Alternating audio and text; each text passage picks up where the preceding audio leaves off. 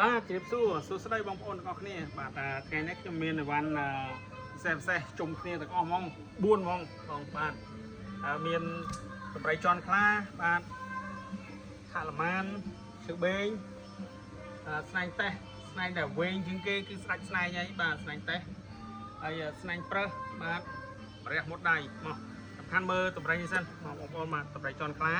បាទគឺទឹកដៃបណិតហើយសាច់ឈើមួយសាច់តែម្ដងបាទបាទនេះមើលឡាយលេងបាទហើយមើលជ្រួញអីក៏មានអស់ហើយដែរនេះជ្រួញខ្វាចជ្រួញទឹកដៃបណិតជូនហ្មងហើយឡាយឈើគឺឡាយក្រាក់ណាបាទនេះបងប្អូនមើលខ្វាចទឹកដៃបាទធ្វើដូចធម្មជាតិរស់រវើកហ្មងបាទហើយចំពោះហាឡាម៉ាននេះផងដែរបាទ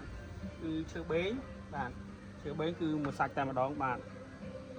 ហើយយើងតាំងកម្លាំងក៏បានអត់កម្លាំងក៏បានដែរណាបងប្អូននេះគឺចំណង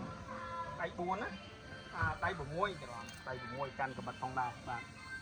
2 3 4 5 6បងប្អូនបាទដៃ6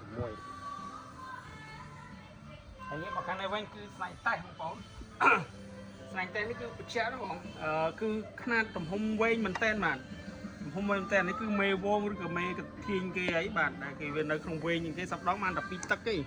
មួយឆ្អាមខ្ញុំឯនេះចូល2ទឹក4នេះ2ទឹក4ទឹក5ហើយយូរមាន100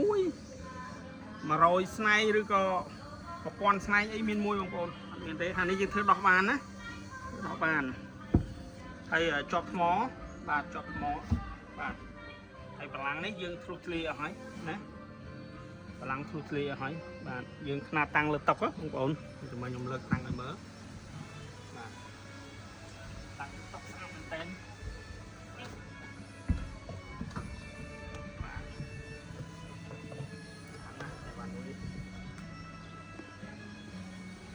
ចប់ទៀតចប់ពោកហ្នឹងណាចឹងនេះគឺចប់ពោកចប់ថ្មស្អាតមែនតើបាទហើយមើលនេះណាដាប់តលុះទលាយអស់ហើយលុះអស់ហើយឬឈើពួរធម្មជាតិប្រវត្តិនេះប្លែកមើលមកជុំសងខាងស្អាតទាំងអស់បាទ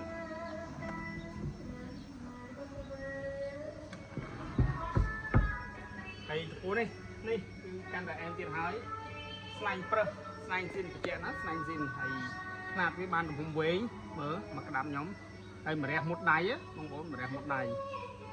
បាទហើយចម្លាក់ក៏យើងបណិតដែរនេះបាទមើលក្បាច់ក្បូរភ្ញីផ្កាវល្លិ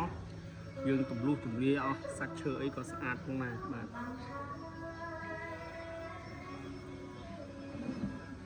ហើយចុងក្រោយបច្ចាក់បន្តិច